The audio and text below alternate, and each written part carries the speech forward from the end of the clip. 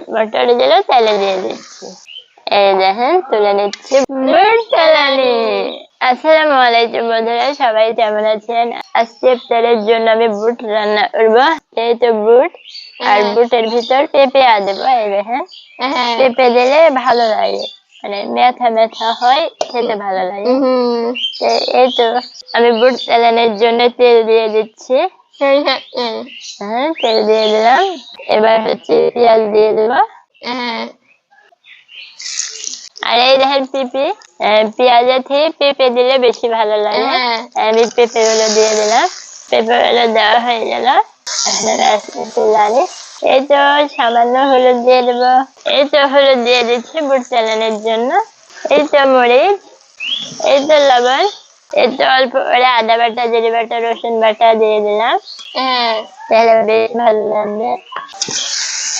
আর এই সবগুলো ভেজে নেবো। একটু পানি দিয়ে দিলাম। একটু পানি দিলে গরম হয়, তারপর বুট দিয়ে দেবো। এই দেখেন বুট আর হচ্ছে মটর, বুট আর মটর, এগুলো হচ্ছে বুট আর মটর। এখন আমি জিরার ভিতর দিয়ে দেবো সিদ্ধ করার জন্য। এই তো এখন আমি বুট মটর গুলো তেলে দিয়ে দিচ্ছি।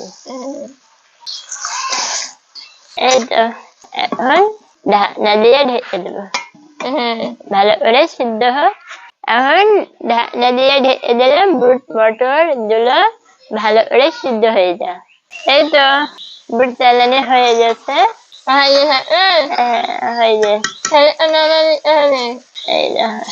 অনেক সুন্দর হয়েছে, অনেক সুন্দর হয়েছে।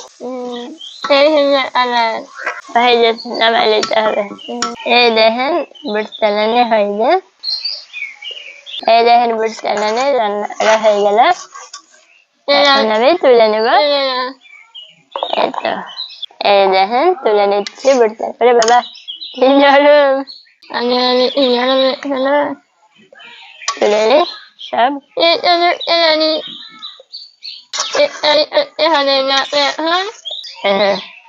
রোজা থেকে রান্না অত যে কষ্ট চুলার পারে, এমন হয়েছে গ্যাসে রান্না হলে তাড়াতাড়ি, মানে অত কষ্ট হয় না, কিন্তু চুলার রান্না কষ্ট হয়। বলিস না রে ভাই, এত কষ্ট এই রান্না হচ্ছে না।